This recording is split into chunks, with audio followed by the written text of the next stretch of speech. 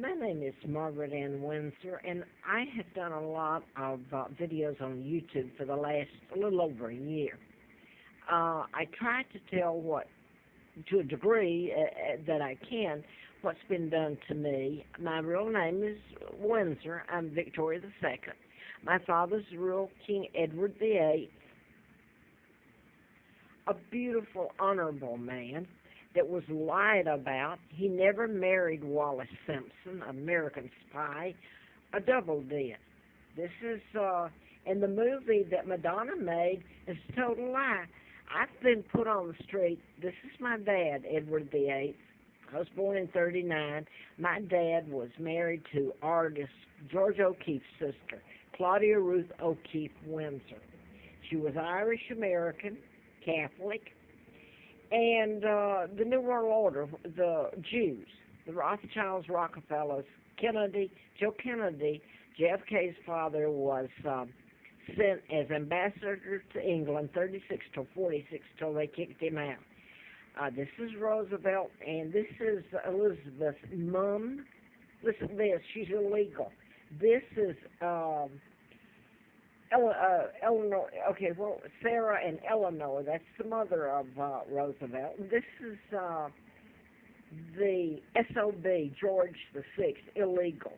He's not the legitimate king, and Elizabeth's not legitimate queen. Anything they've signed is illegal. All the treaties where they gave America everything British and allowed the whole mess to happen.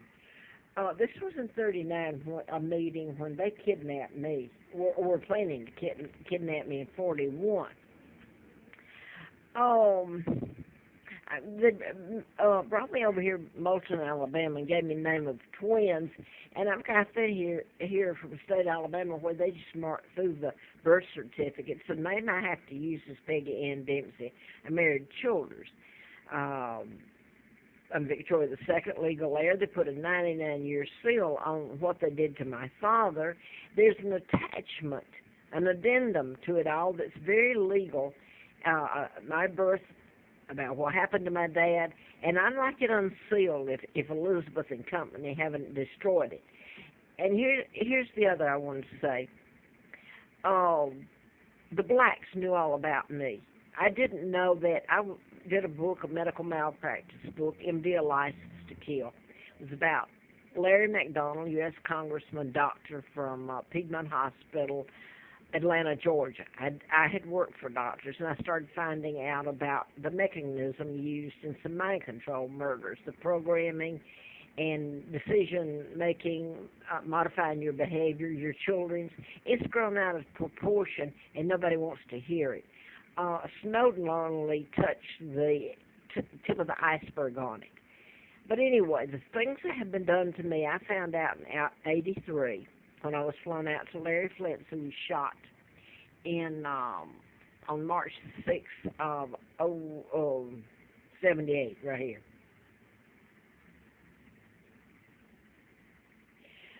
Where he says that I know who was responsible for his shooting. He mentions Larry McDonald. And the way the plane went down that had him on it, the passenger plane, the KAL, I've always told, veered out of its airspace from Juneau, Alaska to, that's where it was published, this article endorsement. You place the pilot under mind control, and he veers that. That's how a lot of the crashes and all that has been done with airlines for a long, long time now, and some of them can be proven. And the all board went down on the KAL. The pilot was a seasoned Korean airline pilot. And lately, when the press was forced to try to talk about in the Ukraine when the plane went down, they did mention Larry McDonald. They'll never mention me unless they're forced to, because it's too hideous. They took down a monarch, my father, installed their own, stole Great Britain, kidnapped me, a baby, and the horrific crimes done against me and my sons, Mark and Scott because of who they are.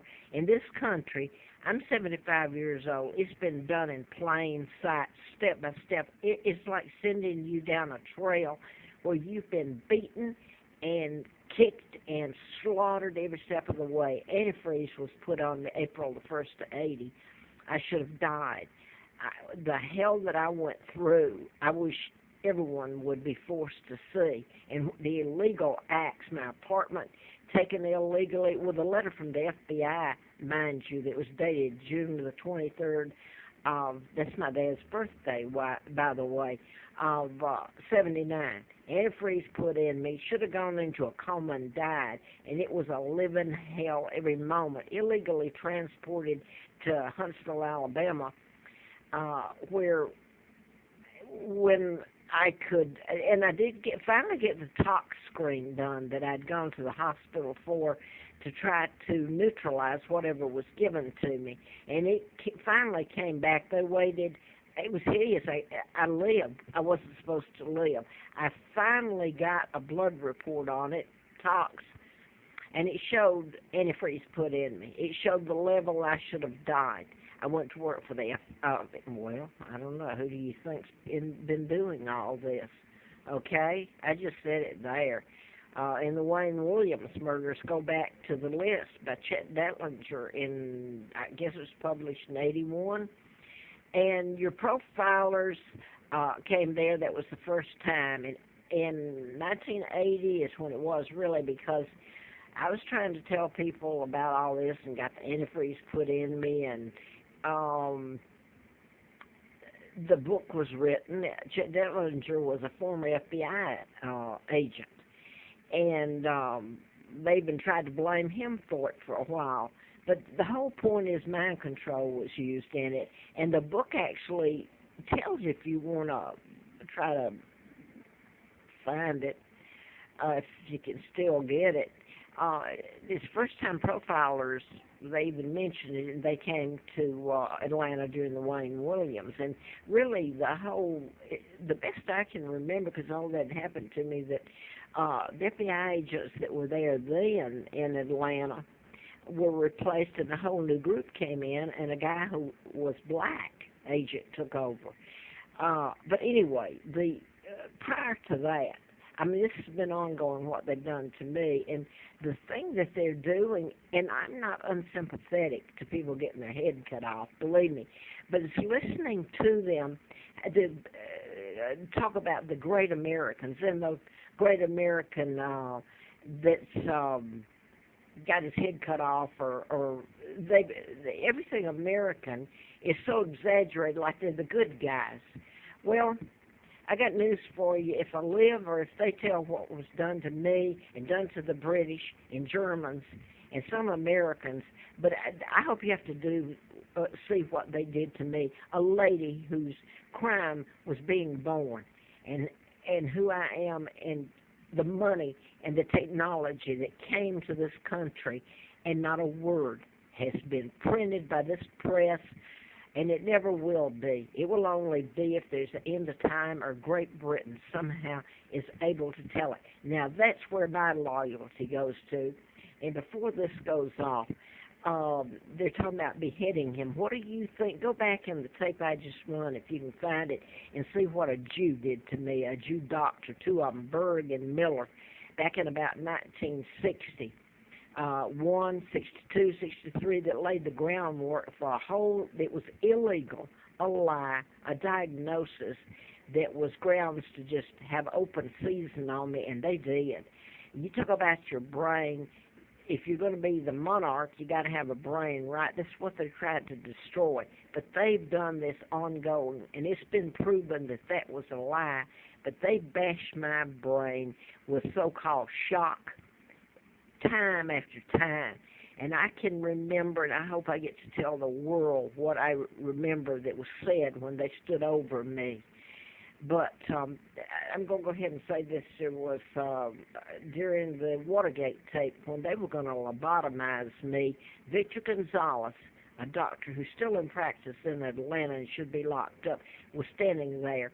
If Great Britain didn't come through with what they were told to come through to keep me alive and keep me from being lobotomized. And that was Kissinger, and that was during